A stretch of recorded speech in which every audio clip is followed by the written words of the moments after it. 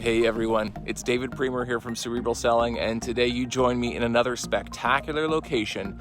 I am here at Beauvair Lake in Jasper National Park, and I have to say the sights here are absolutely stunning.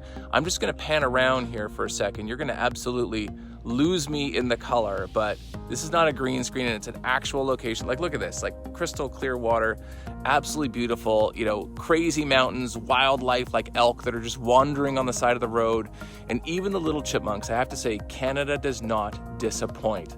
So on this beautiful day, I want to share a super cerebral tip on how to get customers to answer your discovery questions. Now, when it comes to discovery, one of the biggest things that buyers hate is what I call the polite interrogation.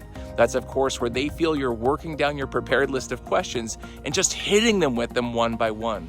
But sometimes making your customers feel comfortable answering those questions is less about the questions themselves and more about the tone and pacing of your delivery. Now, in my book and on this channel, I've spoken about the power of a psychological principle known as reciprocity when it comes to engaging customers. And the principle of reciprocity is simple. It basically states that when I do something nice for you, you feel compelled to do something nice for me. In fact, if you click on the pop-up banner above, it'll take you to another video where I share how to use reciprocity to make your customers receptive to your prospecting efforts. So that means when it comes to discovery, if the thing I want you to do is answer my question, then I need to do something nice for you in advance. But the good news here is that even if you don't happen to have a gift handy, one of the fastest and easiest ways to build reciprocity into your discovery motion is to make the question itself the gift by simply asking it in the right way. In other words, you need to make the customer feel like the question you're asking wasn't simply the next one on your checklist, but instead was specifically handcrafted for them. Now, I'll give you an example in a moment, but here are 3 tips for doing this. Number 1, when you ask your question, reference something the customer said earlier in the conversation to show you were listening.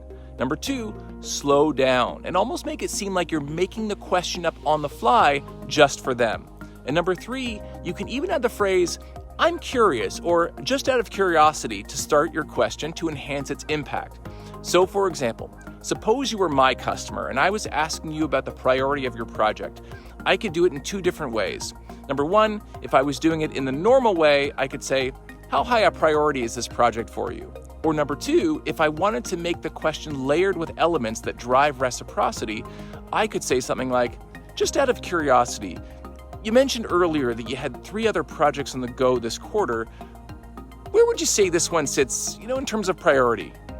Now, the information I'm trying to get is the same in both cases, but chances are you'd feel a lot more comfortable answering the second question simply because my tone and pacing made the question feel more unique, more genuine, and more tailored to you.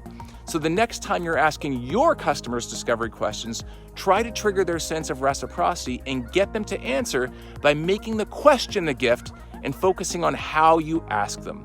That's my cerebral discovery tip for today. We'll see you next time.